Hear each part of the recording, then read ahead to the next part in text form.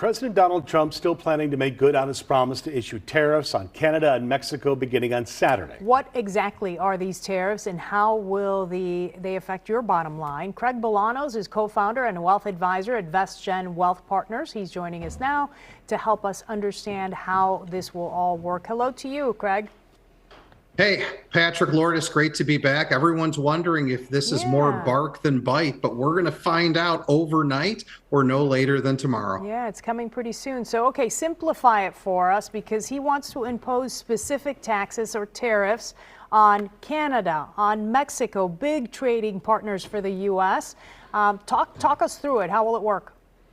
Well, the whole idea here is when President Trump took office, he was very clear that he wanted to put a 25% tariff on our North American trading partners, those being Canada and Mexico. And that would have widespread implications, everything from energy prices to car parts to industrial metals, all these things that come across the border. The issue has been the stock market, the economy, and most professionals have believed that it's much more talk and posturing than it is actual policy. But we're going to see in the hours to come.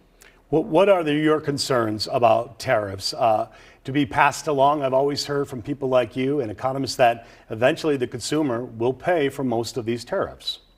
Well, that's correct. Anytime you have tariffs, meaning the goods and services that are being brought into the United States have this tariff attached to it, it usually means that consumers are going to pay more. But we have to look at the bigger picture that's happening here. We have a very strong U.S. dollar. We have a president who's really looking for some help with his view on changing the policies at the border and changing how drugs are coming through. But I heard as little as an hour ago that the president said, yes, the tariffs are still here. The tariffs are still coming. But he's already said, I might not put him on things like oil because the president knows he doesn't want to do anything to drive up the price of gas. And we do get a lot of oil from our partners to the north in Canada. All right. The other thing that we've been watching go up, but definitely in the last couple of years, are food prices. So how would the tariffs sort of affect some of the food prices, some of the goods that we get coming in from both Mexico and Canada?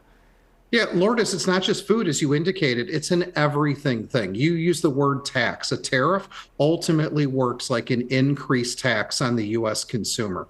And I think what needs to happen is ultimately President Trump is trying, in his opinion, to create some level of better, fair, and free trade. And maybe a lot of this is about positioning in advance of the U.S.-Mexico-Canada agreement, which is set to expire in July of 26. I think he wants to renegotiate that in 2025. But here's what I want our viewing audience to know. No one needs to run out and panic and buy groceries tonight. No one needs to run out and buy electronics tonight because they're fearful of a price increase. I think over time, it's likely that there's going to be some temporary and gradual price increases that come through up until negotiations really get set at the table, which is where all policy is made. All right, we'll leave it at that. Thank you so much, sir. Craig, for more information, you can now always go to visit getretiredstayretired.com. We'll talk to you down the road. Thank you.